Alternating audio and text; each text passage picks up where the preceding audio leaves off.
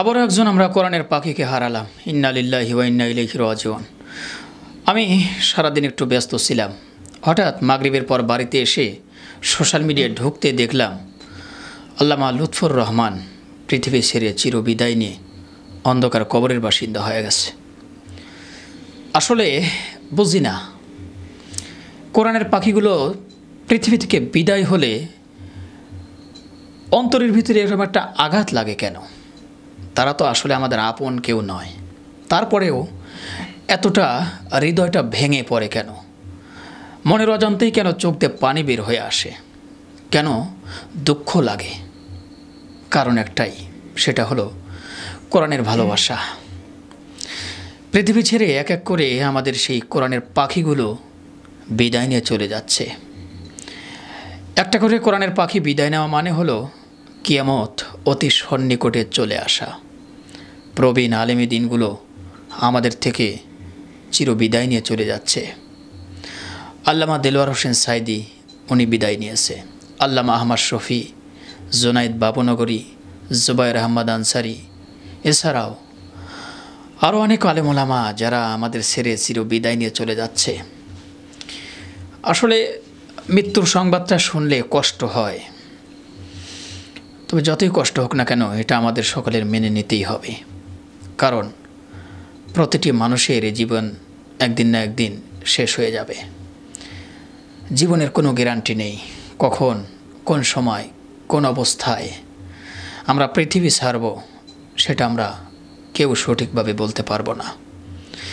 এটাই পৃথিবী, এটাই পৃথিবীর লীলা খেলা। তবে হুজুরের জন্য আমরা কিছুই করতে পারবো না, শুধুমাত্র দোয়া ছাড়া।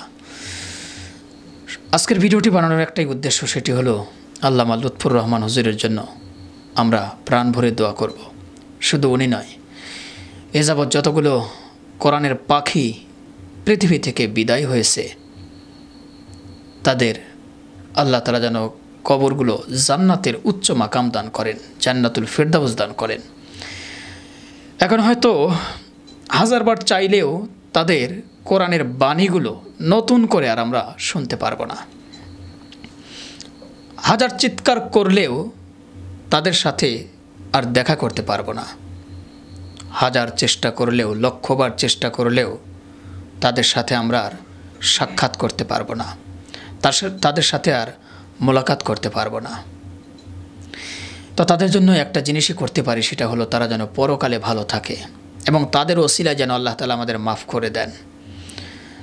মানুষগুলো পৃথিবীতে যতদিন বেঁচে ছিল কোরআনের দাওয়াত দিয়ে গিয়েছে, হকের পথে আওয়াজ দিয়ে গিয়েছে, সত্যের কথাগুলো বলে গিয়েছে, অন্যায়কে কখনো তারা প্রশ্রয় দেয়নি, ন্যায়ের কথা বলে গিয়েছে। এর চাইতে ভালো কাজ আর কি হতে পারে? মানুষকে অন্যায়ের পথ থেকে ডেকে ডেকে ন্যায়ের পথে নিয়ে এসেছে। মানুষকে অশ্লীল, বেহায়াপনা, নির্লজ্জ কাজ থেকে ভালো পথে ডেকেছে যারা, তারা আজকে আমাদের থেকে বিদায় নিয়ে চলে যাচ্ছে।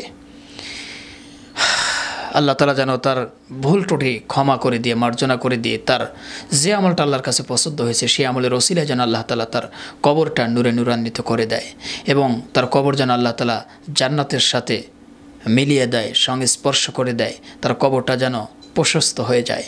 আমরা সবাই দোয়া করি সকল আলেম ওলামার জন্য যারা পৃথিবী থেকে বিদায় নিয়েছে। ভালো থাকবেন। আল্লাহ হাফেজ।